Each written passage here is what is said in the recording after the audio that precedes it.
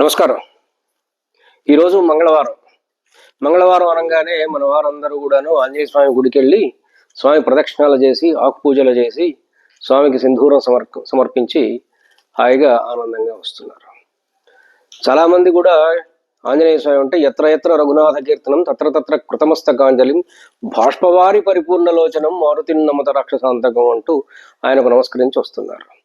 రామచంద్రుడి గురించిన మాట వినగానే ఆయన కళ్ళల్లో నీళ్లు నిండుతాయట. నిండి ఆయన ఇలా నమస్కరిస్తూ ఉంటాడట పారవశ్యంతో. మనకు ఈ రోజుల్లో అలాంటి హనుమంతుడు కావాలా? మనకు ఎలాంటి హనుమంతుడు కావాలి? ఎలాంటి హనుమంతుడిని మనం ఆవాహన చేసుకోవాలి? ఈ రోజున పరిస్థితులకు దృష్ట్యా, ఈ రోజున్న పరిస్థితులు, ఈ రోజున్నటువంటి సమాజంలో ఉన్న స్థితిగతుల దృష్ట్యా మనం ఎట్లాంటి హనుమంతుణ్ణి పూజించాలి? అంజనానందం వీరం జానకీ శోకనాశనం కపీశమక్షహంతారం వందే లంకా భయంకరం అన్నాడు.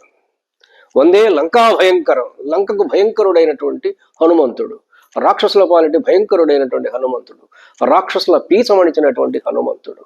అట్లాంటి హనుమంతుణ్ణి ఈ రోజున మనం పూజించి ఆవాహన చేసుకోవాల్సినటువంటి అవసరం మనకు ఎంతైనా ఉన్నది. హనుమంతుడి యొక్క గుణగణాలని, ఆయన క్యారెక్టరిస్టిక్ ఫీచర్స్ని, ఆయనకున్నటువంటి లక్షణాలని కూడా వర్ణిస్తూ వాల్మీకి మహర్షి సుందరకాండలో మనకు చెప్తారు. ఆయనకు 4 క్యారెక్టరిస్టిక్ ఫీచర్స్ ఉన్నాయి. వాటిని దేవతలు కూడా టెస్ట్ చేస్తారు. ధృతిర్ దృష్టిర్ మతిర్ దాక్ష్యం. ఈ 4. ధృతి అంటే ధైర్యం, దృష్టి perspective, the right perspective, courage and the right perspective, మతి బుద్ధి, intelligence, దాక్ష్యం, that is nothing but the competence. He is having all these things. He is having courage, he is having the right perspective, he is having the intelligence, he is having the competence. ఇన్ని characteristic features ఉన్నాయి కాబట్టే లంకలో ఉన్నటువంటి రాక్షసుల మధ్యలోకి వెళ్ళి వాళ్ళని చావచితకగొట్టి రావణాసురుడి సభాభవనంలోకి వెళ్ళి వాడిని ఛాలెంజ్ చేసి లంకకు నిప్పు పెట్టి మరీ తిరిగి రాగలిగినటువంటి వాడు.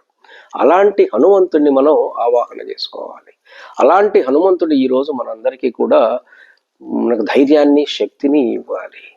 హనుమంతుడు అంత శక్తి ఉన్నటువంటి హనుమంతుడు, నవ వ్యాకరణ పండితుడు, అంత మహాబలి. రాముడికి ఎందుకు దాసుడయ్యాడు? ఊరికే దాసుడయ్యాడా?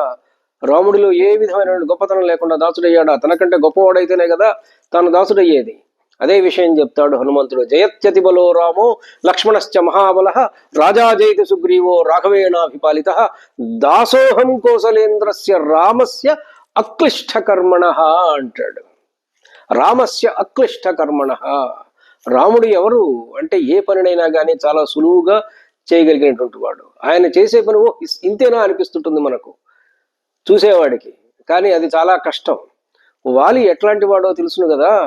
తన చంకలో రావణాసురుడి 10 తలను ఇరికించుకొని, రావణాసురుడి 10 తలలను కూడా ఇరికించుకొని సప్త సముద్రాలని దాటినటువంటి వాడు, సప్త సముద్రాల్లోకి వెళ్ళి సంధ్యావందనం ఆచరించినటువంటి మహాశక్తివంతుడు వాలి. అట్లాంటి వాలి యొక్క గుండె మేరు పర్వతం అంత విశాలంగా ఉన్నదట, వజ్రం అంత కఠినమైనటువంటిదట. వజ్రం అంత కఠినమైనటువంటిది, మేరు పర్వతం అంత విశాలమైనటువంటిది. అంత గుండె కలిగినటువంటి వాడు వాలి. అంత కఠినమైనటువంటి గుండె కలిగినటువంటి వాడు, అంత ధైర్యం ఉన్నటువంటి వాడు, అంత మహాబలశాలి. అట్లాంటి వాలి గుండెను రామబాణం ఎట్లా ఛేదించిందో తెలుసా? అక్లిష్ట కర్మణ అంటే అరటి పండులో సూది గుచ్చితే ఎంత మెత్తగా దిగిపోతుందో అంత చక్కగా దిగిపోయిందట అది. చూడండి, అంటే రామబాణానికి ఎంత శక్తి ఉందో ఆలోచించండి. ఎంత శక్తివంతంగా కొడితే ఆ బాణం వాలి గుండెలో అంత మెత్తగా దిగిందో చూడండి. అట్లాంటి రామచంద్రుడికి మాత్రమే ఈయన దాసోహం. దాసోహం కోసలేంద్రస్య రామస్య అక్లిష్ట కర్మణ. అలాంటి హనుమస్వామిని ఈ రోజున మంగళవారం మనం పూజిద్దాం. భారతీయుడికి కావలసింది వీర హనుమంతుడు. వందే లంకా భయంకరం. నమస్కారం.